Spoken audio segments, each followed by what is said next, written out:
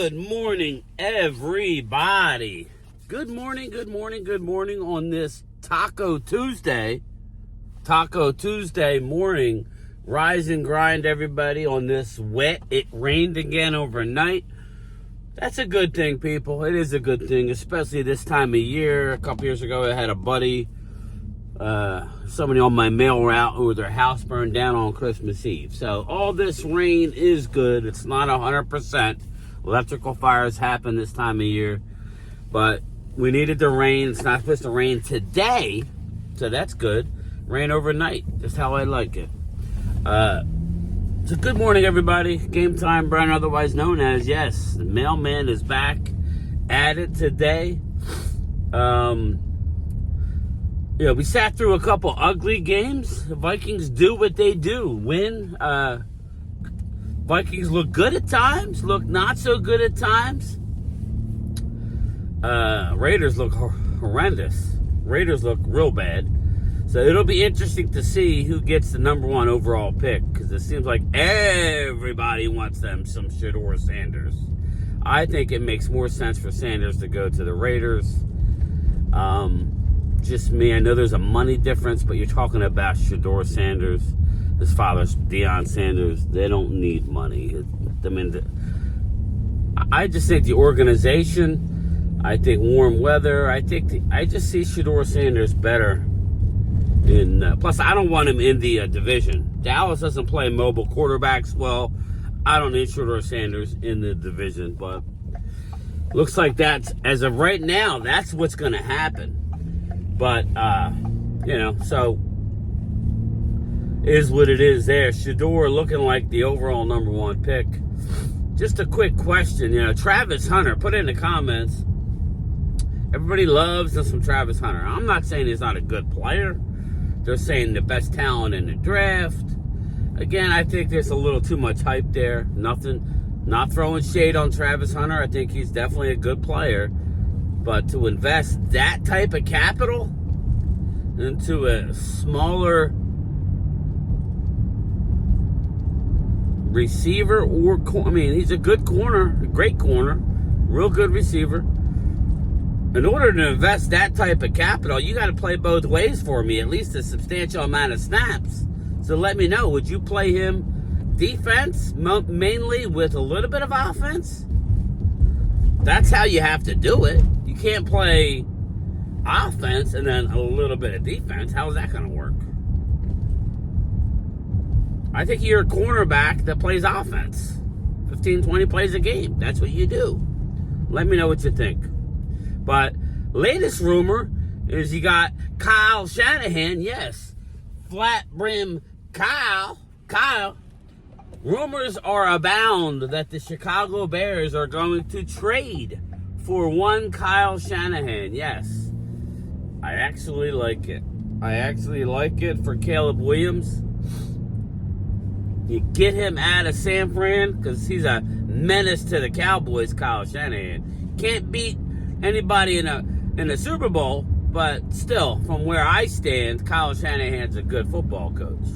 So, flat bring Kyle, go to Chicago and get out. Get out, baby. I'm totally fine with that. Okay, we're on track. We're on track. December 17th, my God, the time is flying, and we haven't even, I gotta do some Christmas shopping this weekend. Probably not gonna stream all day on Sunday. We will be streaming Thursday night, but not on Sunday. Need to go out and do some Christmas shopping. And, that's what we're gonna have to be doing. Very, very interesting. Very, very, very interesting. So, we're waiting down to the nitty-gritty. It's just one of them years. The kids are older. Don't buy as much as we used to. I still spend a nice amount of money, but I got to go out and buy for my in-laws, or my sister's family. It smells like a fire out. That's a house fire. That's a backyard fire. Smolder. But, so looking at the playoffs, the NFC playoff picture, unless there's a major, I could see a possibility of the Eagles getting the one, but it's 3 games out. Anything can happen. I'm not going to say no. Eagles are the most healthiest team going into the playoffs in the NFC. So that's good for them. I would say 3 games left. They're going to have to, if they want the one, they're going to have to earn it. And they're going to have Minnesota. Good thing is Minnesota, I believe, does play Detroit again, I think. But they got to finish ahead of Minnesota, too. Put it in the comments. But that's kind of what I gathered last night. So let me know if I'm right or wrong about that. Detroit, Dan Campbell has come out and said that they have complete confidence in Jahmyr Gibbs. Of course they're going to say that. They have a glutton of Detroit has a glutton of talent. So they lost David Montgomery. I wasn't necessarily worried about that as much as I was worried. I was worried about Aleem McNeil, Joseph. Like the hits keep on hitting. That's how deep the Detroit Lions are, and yet they still scored 40 points on the Buffalo Bills. So just still a force to be reckoned with. Sorry, but they are. But you figure right now you got Detroit, Philly are 1-2. Only one gets a bye with the 7th team added. We talked about it last night. Not a big fan of that, because I think what happens is a team that's like Minnesota is going to be the 3 seed. Now, if Minnesota could overtake Detroit, they could. I don't see that happening. I see Detroit still getting the 1 seed, but again, anything can happen. It seems like in talking with Drew last night that I said the only hard game left. I just want to prepare Eagle fans for a tight game. I'm not saying you're not going to win in Washington. I expect a tight game. I'll be interested to see how that game plays out. I would expect a tight game. I just would. So, against the Commandos, at the Commandos, you host Dallas. That could be everybody's. I mean, again, we're beat up, but we still play hard. That'll be interesting, right? And then, what, the Giants? Giants are going to roll over by then.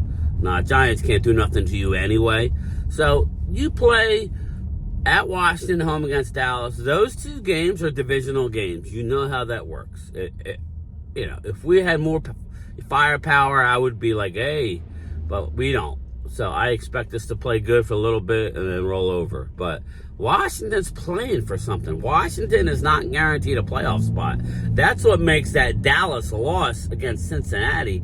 They would be knee-deep in playoffs right now at 7-7. Believe it or not, with all the injuries, they would be 7-7 right now without that goof by Amani Oruwariye, where he touches the damn punt when the game was over, giving the ball to Cincinnati way downfield. Think about that, Cowboy fans. Think about it. Think about if Dallas won that game. Now, me personally, I'm okay with it because I'd have no faith that Cooper Rush is going to be able to win in the playoffs. You need to be able to have some sort of consistent offense. Our defense ain't that good. D-Law will not be back this week. So,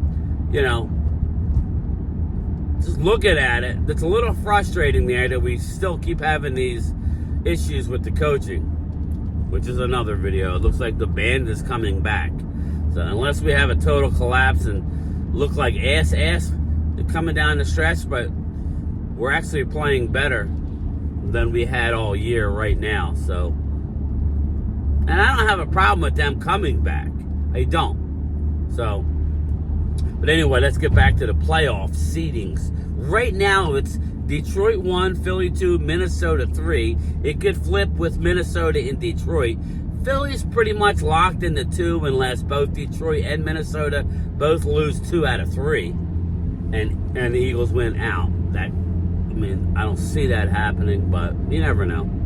And then, help me out, people. I think you have, right now, the Rams Minnesota's not 3. Excuse me. Sorry. Minnesota's like 5. They have 12 wins and they're 5. So it's Detroit, Eagles. I believe it's a Tampa Bay 3, Rams 4, Vikings 5, Green Bay 6. Wow, could you imagine Green Bay finishing 6? They're going to be just like last year, where they finished. What the hell they finished last year? Dallas got the number 2 seed. They finished 7 last year. Whew. Wow. Right? Is that what happened? 1 got the bye, so it's 2 versus 7, 3 versus 6, and 4 versus 5. So what's the other team? You got 1 is Detroit, 2 is Philly, 3 is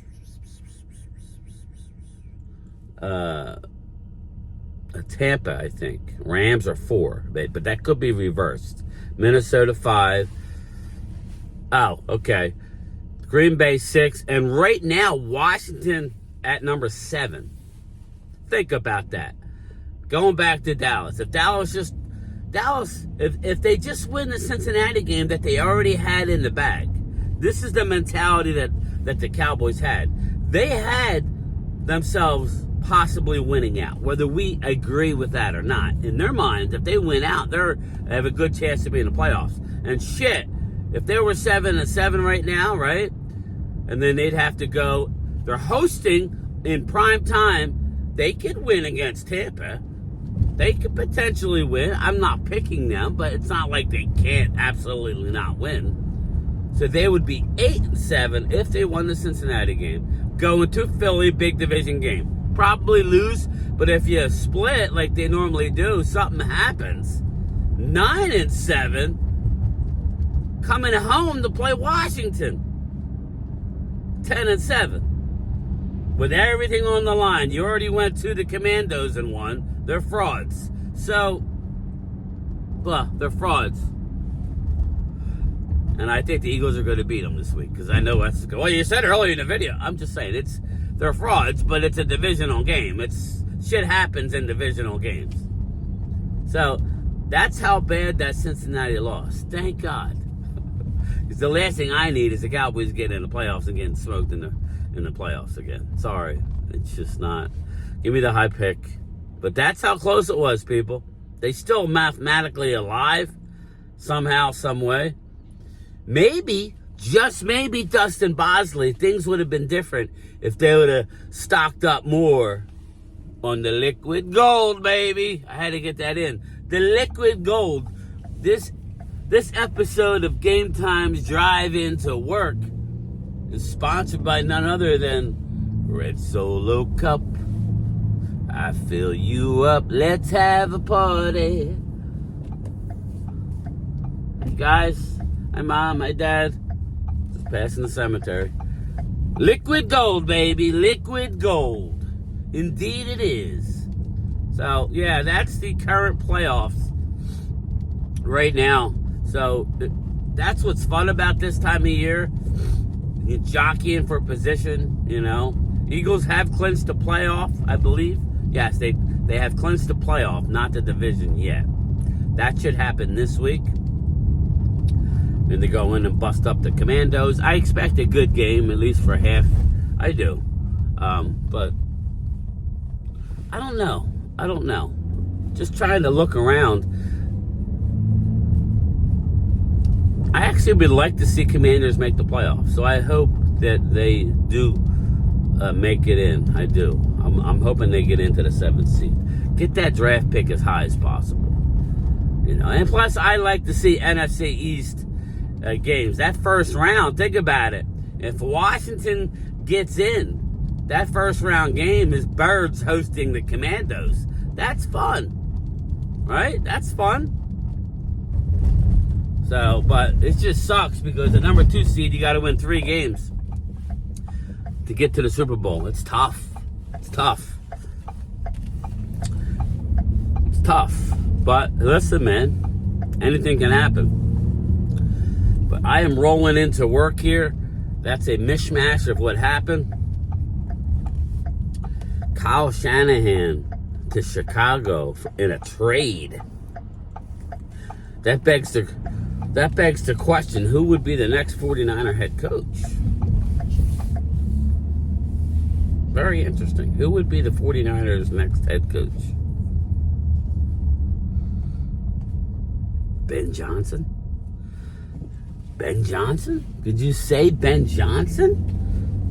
Ben Johnson to the 49ers. Hey, listen, I'll take my chances with Ben Johnson. I know he's a great offensive coordinator, but we don't know how he leads a whole team. So, Ben Johnson to the Niners? I don't know. Put in the comments. Who would coach? They're not going to get rid of Kyle Flatbrim Shanahan for just anybody, I would think. But you never know. But all right, everybody, that's it for me. Game time, Brian. Liquid gold.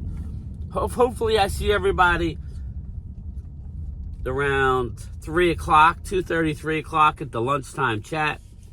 Live from the mail truck. Yes. The last push before the holiday season, or as I like to say, Christmas. I'm sure there's a lot of packages. Anyway, stay tuned. I'll talk to everybody later. Peace. He's gay, but he has a special connection to classical music. There's many things that are interesting about him.